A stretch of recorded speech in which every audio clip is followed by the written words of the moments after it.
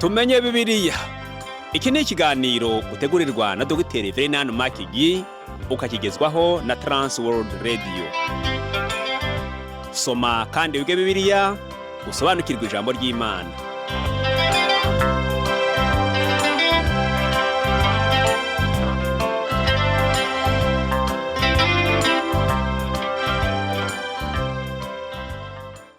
Uraho neza nshuti muvandimwe uteze amatwi ikiganiro tumenye Bibiliya. Amahoro y'Imana n'abane nawe. Kaze muri iki kiganiro ugezwaho nanjye Parfait Ntamvutsa. Mu kiganiro giheruka twarebeye hamwe uburyo umushumba wese ari marayika kuko ari intumwa ivuga ibivuye ku Mana. Twabonye kandi ko itorero ritagomba kurangwa n'uburiganya ahubwo ko rigomba kwigisha ubutumwa bwiza. Kubijyanye no gushaka twabonye ko atari byiza kubana n'umuntu utizera kuko aba ashobora kuguhindura, ahubwo bikaba byaba byiza kumuhindura mbere yuko mubana. Mu kiganiro cy'uyu munsi rero turongera turebere hamwe ibyerekeye n'iyi nyigisho twabonye ubushize.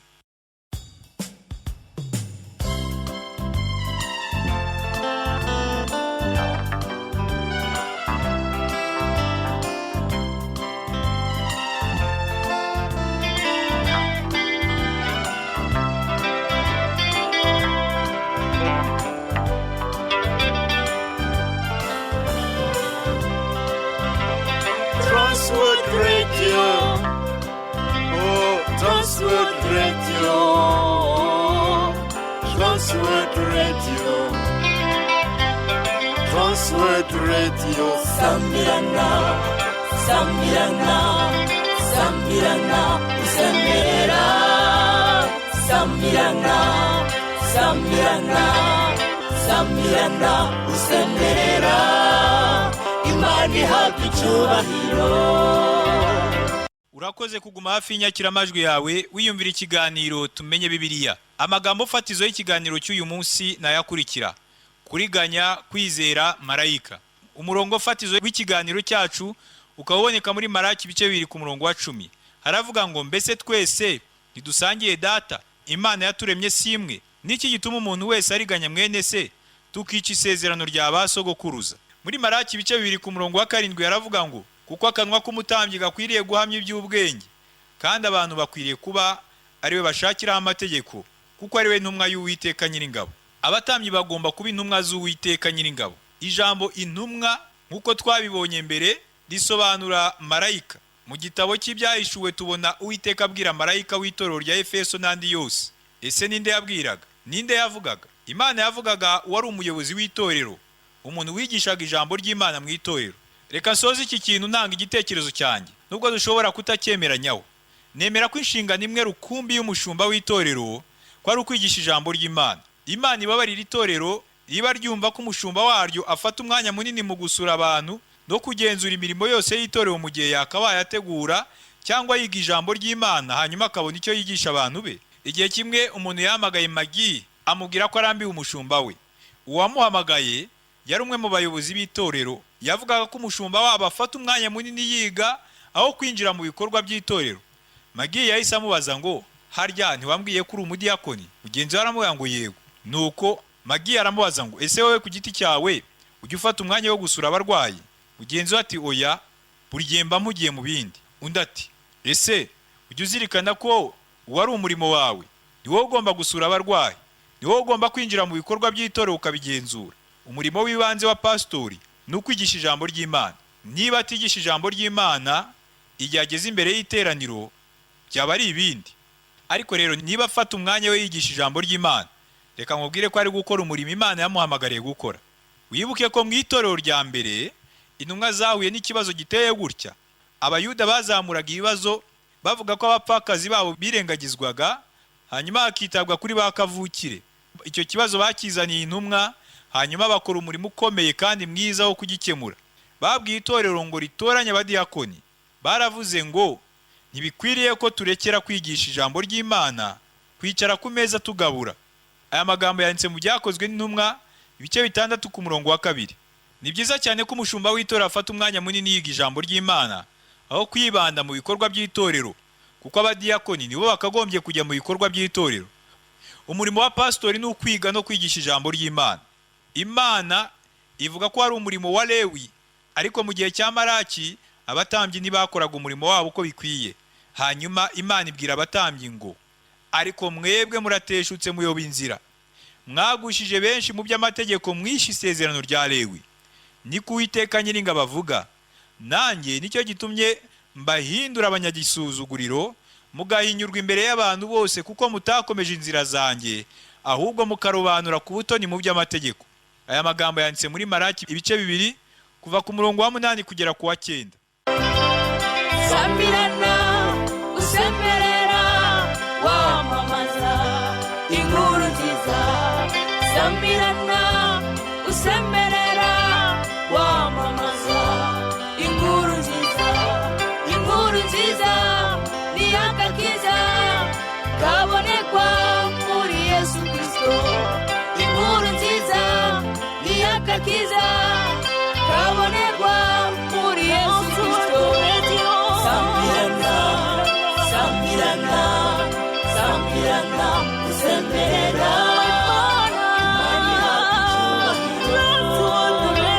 sambirana, sambirana, sambirana usemberera imani yawe icyubahiro. Sambirana, sambirana, sambirana usemberera imani yawe icyubahiro. Sambirana, sambirana, sambirana usemberera imani yawe icyubahiro. Imani yawe icyubahiro. Imana urema. Imani yawe icyubahiro. Imana y'agakiza. Imani yawe icyubahiro. Imana yawe icyubahiro.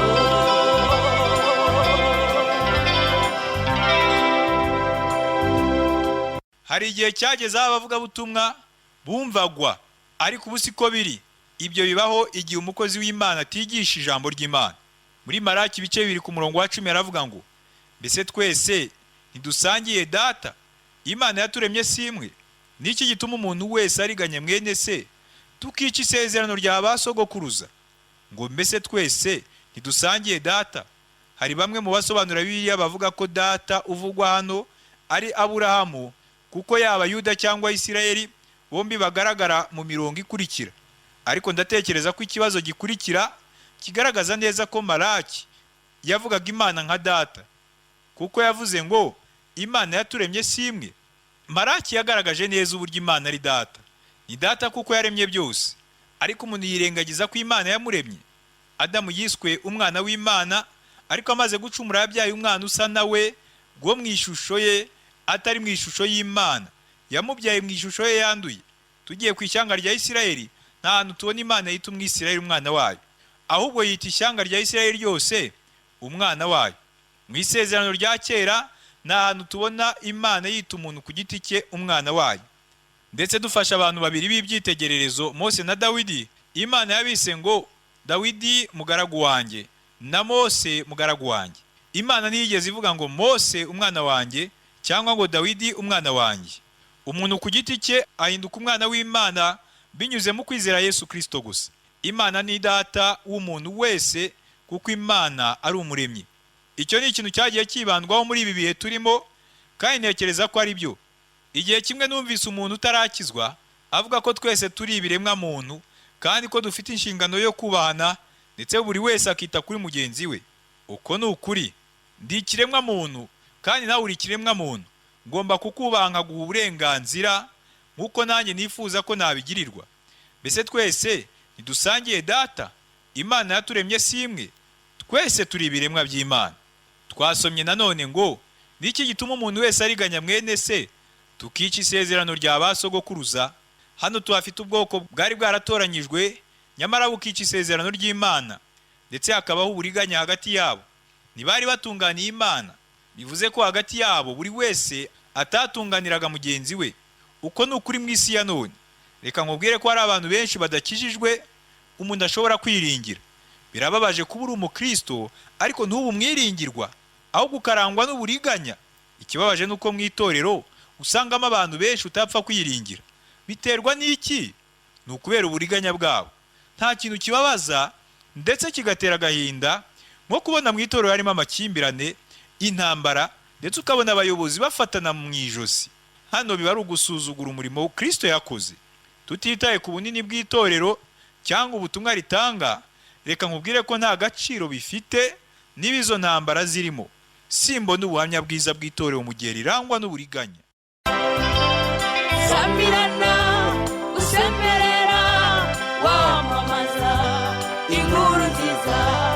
Sambirana usemerera wamamaza inkuru nziza. Inkuru nziza ni agakiza kabonekwa muri Yesu Kristo. Inkuru nziza ni agakiza kabonekwa muri Yesu Kristo. Sambirana, sambirana, sambirana usemerera.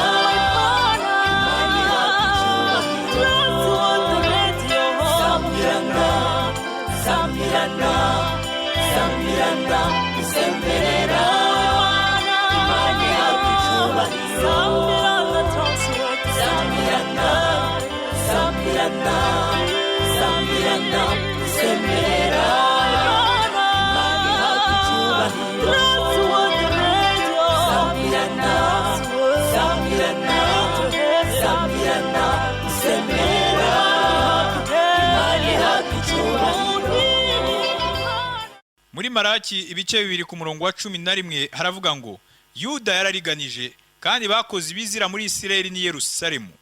Yuda yacumuye ku buturo bwera Uwiteka kunda, kuko yarongoye umukobwa w'Imana y'inyamahanga.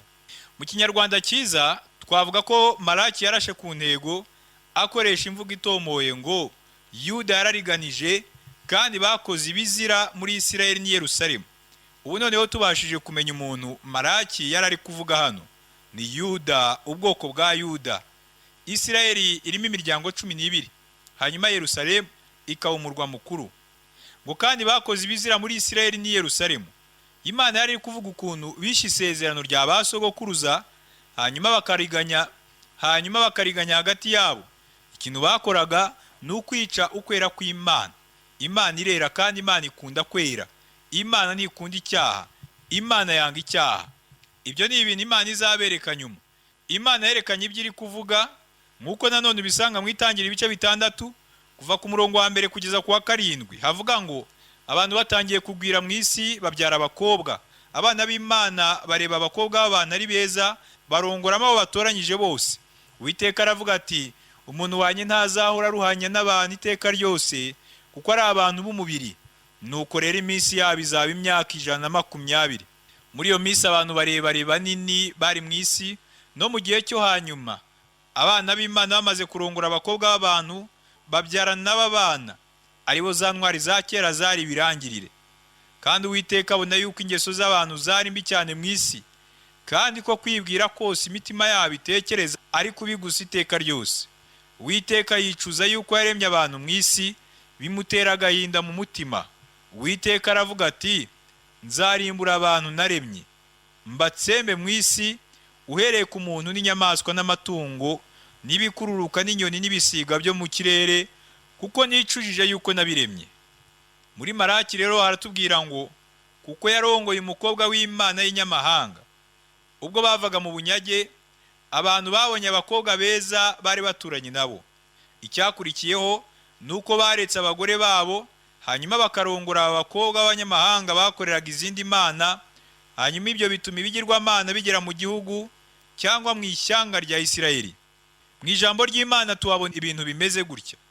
Ndizera ko ibyo ari byo dusanga mu gitabo cy'Itangiriro igice cya 6 kuva ku murongo wa 1 kugera ku wa 7, aho tubwirwa ko abana b'Imana barongoye abakobwa b'abantu. Magini yemera ibitekerezo bivuga ko abana b'Imana bari abamarayika babanaga n'abantu hanyuma bakabyarana. Umwami wacu Yesu Kristo yavuze neza ko abamarayika batarongora. Muri Matayo ibice 22 ku murongo wa 30 haravuga ngo mwizuka nibarongora kandi ntibashyingirwa, ahubwo bamera nk'abamarayika bo mu ijuru. Ahubwo ibi byerekana intangiriro yo kuva ku Mana mu gisekuru cya Seti, ubwo bashyingiranwaga n'igisekuru cya Kayini kitubahaga Imana. Ibi kandi tubibona byongera kuba ubwo Abisirayeli bendaga kugera mu gihugu cy'isezerano. Umwami w'Abamowabu yahamagaye Balamu ngo avume Isirayeli, kuko Abamowabu babatinyaga.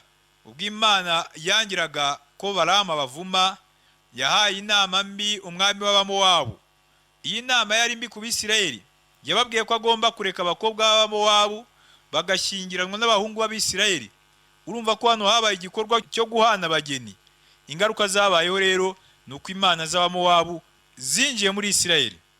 Ubwami bwa Isirayeli bumaze kwigabanya, gusenga imana z'Abafoyinike byazanywe mu majyaruguru y'ubwami bitewe no gushyingiranwa kwa Ahabu na Yezebeli, umukobwa wa Etibari wari umutambyi wasengaga ibigirwamana.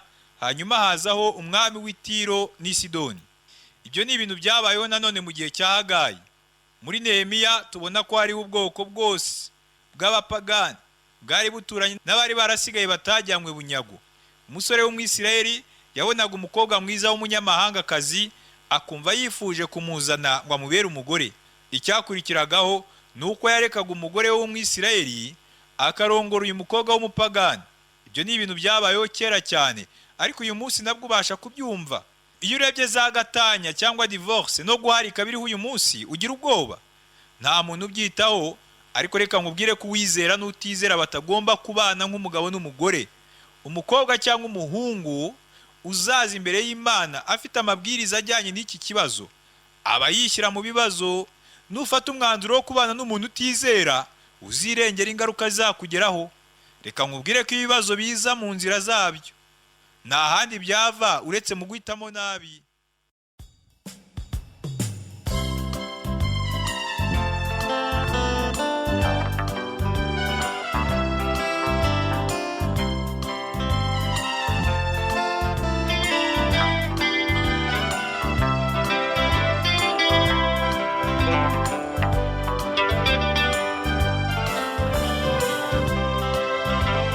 Transworld Radio. Oh, Transworld Radio. Transworld Radio. Transworld Radio. Sambirana, Sambirana, Sambirana, Sambirana, Sambirana, Sambirana, Sambirana, Sambirana. Imana ihabwa icyubahiro. Muri Maraki ibice 2 ku murongo wa 12 aravuga ngo ngukora bene ibyo ari uhamagara cyangwa uwitaba, Uwiteka azamuca mu mahema ya Yakobo. Uwo ari we wese ukora ibyo azahanwa hatitawe ku cyari cyo. Ngo nutura Uwiteka nyiringabo amaturo. Nta muntu uzacika igihano cy'Imana niba ajya mu rusengero agakora imihango runaka hanyuma agakomeza kuba mu byaha. Shuti yanjye, umwana w'Imana nyakuri ntakomeza kubaho mu byaha. Iyo niyo mpamvu umwana w'ikirara atashimye kuguma mu ngurube, ahubwo bikarangira avuze ngo reka amaguruke njye kwa data, nk'uko byanditse mu butumwa bwiza bwa Luka igice cya 15 ku murongo wa 18. Uyu yari umwana mu rugo, ntiyari ingurube ku buryo abana nazo. Yari afite kamere ya se, bivuze ko atashoboraga kubaho nk'ingurube. Umuyobozi umwe w'itorero ryo muri California yandikiye Magi amusaba inama, kuko ngo yari yarananiwe kureka icyaha kibi cy'ubusambanyi. Niba ari umwana w'Imana koko, azava mu kiraro cy'ingurube ajye kubana na se. Ingurube gusa nizo zikunda aho ziba, ndetse zikumva zinyuzwe no kuhaguma. Umwana w'ikirara yafashe umwanzuro wo gusanga se.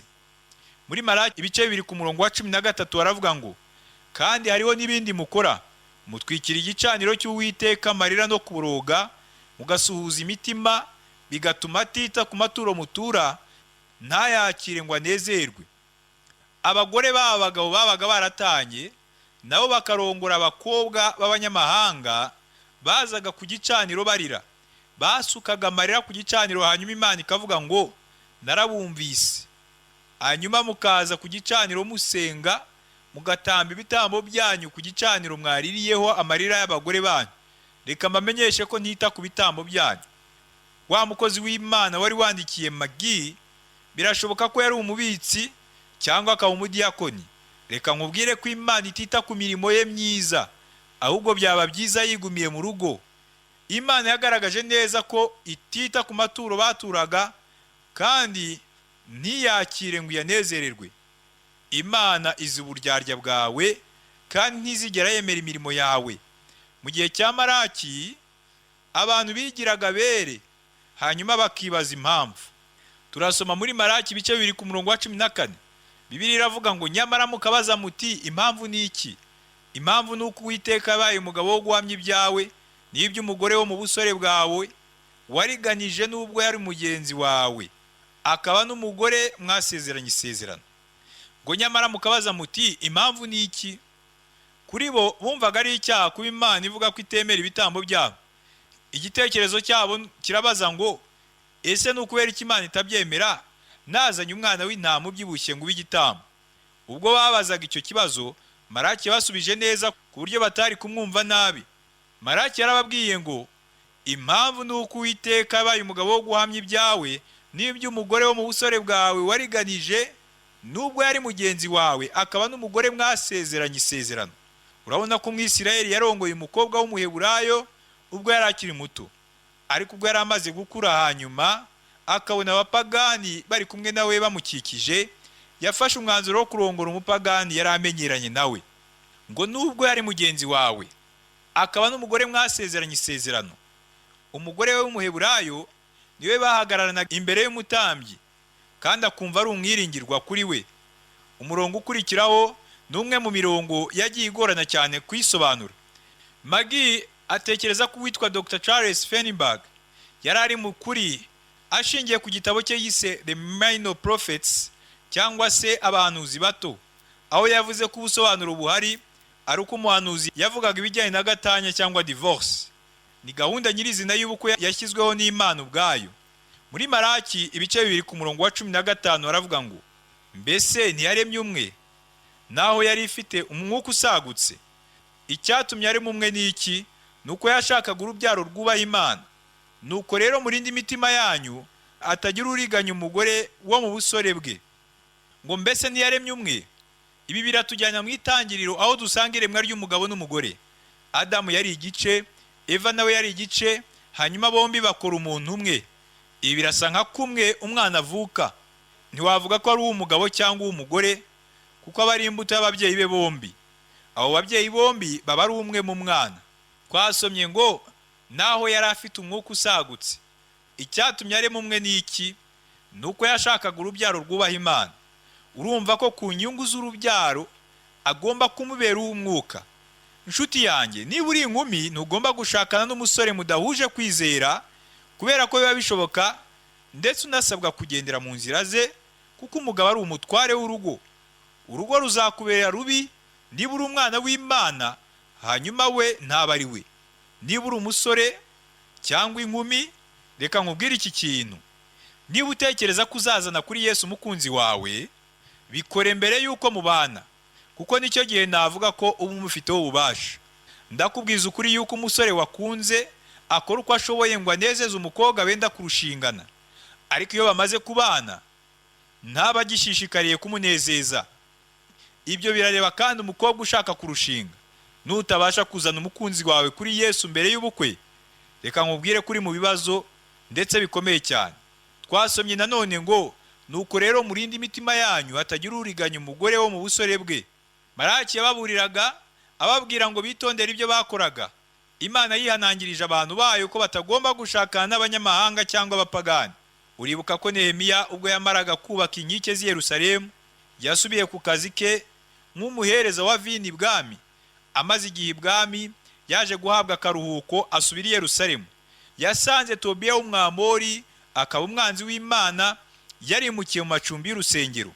Umutambyi mukuru niwe wakoze ibi, kuko umuhungu we yari yarashakanye n'umukobwa wa Tobiya. Ese uzi ibyo Nehemiya yakoze kuri icyo kibazo?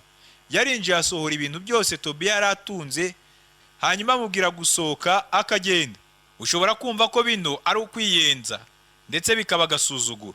Oya, nta kubaha kwari kurimo, ahubwo reka nkubwire ko ibyo Nehemiya yakoze byejeje urusengero. Nehemiya yarakariraga abantu be, yabonaga bashakana n'abapagani b'Abashidodi, Abamoni n'Abamowabu. Nehemiya ubwe yivugiye uko yabafataga. Muri Nehemiya 13 ku murongo wa 25 haravuga ngo, maze ndabatunganya ndabavuma, ndetse bamwe muri bo ndabakubita, mbapfura umusatsi, mbarahiza Imana nti ntimugashingirane nabo, kandi namwe ntimukabarongoremo. Nanone kandi yabibukije ibyago byaje mu gihugu cyabo bitewe no gushakana n'abanyamahanga badahuje Imana. Mbega ukuntu dukeneye abantu nka Nehemiya bahagarara ku ijambo ry'Imana. Samirana usemerera wamamaza inkuru nziza. Samirana usemerera wamamaza inkuru nziza. Inkuru nziza ni agakiza kabonekwa muri Yesu Kristo. Inkuru nziza ni agakiza kabonekwa muri Yesu Kristo. Samirana, Samirana, Samirana usemerera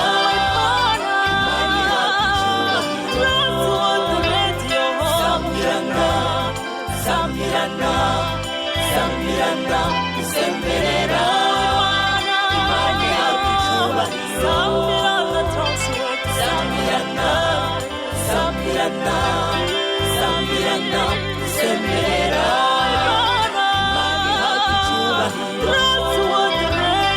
Samirana, Samirana, Samirana usemerera Imani yakicyubahiro. Mu ncamake y'ibyo twaganiriyeho twabonye ko gushaka n'umuntu utizera atari byiza, kuko bishobora gutuma uyoboka imico ye. Niba ukora icyaha cyo kuriganya abagore cyangwa abagabo b'abandi, cyangwa ukaba uca inyuma uwo mwashakanye, kandi byitwa kuri umukristo, reka nkubwire ko Imana itita ku mirimo yawe. Igihe cyose uhisemo gushakana n'umuntu utizera, nta mahoro ugira mu rushako rwawe. Reka dusenga Imana. Mana, ndagushimiye ko ari wowe washyizeho ko umugabo n'umugore babana iteka. Ndakwereka abashakanye bose ngo barusheho kuzirikana ko urugo ari ijuru rito, maze ibyo bakora byose biba ari ibihesha izina ryawe icyubahiro. Ndamagana Satani utuma habaho gucana inyuma mu ngo. Bisabye nizeye mu izina ry'Umwami wacu Yesu Kristo. Amen. Ndagushimiye inshuti wabanye nanjye mu kiganiro cy'uyu munsi. Ubutaha n'ingaruka tuzongera tuganire kuri ingingo yo gushaka, aho tuzabona ko atari byiza gushakana n'umuntu utizera. Amahoro n'umugisha biva ku Mana Data n'Umwana wayo Yesu Kristo n'Umwuka Wera bibane nawe.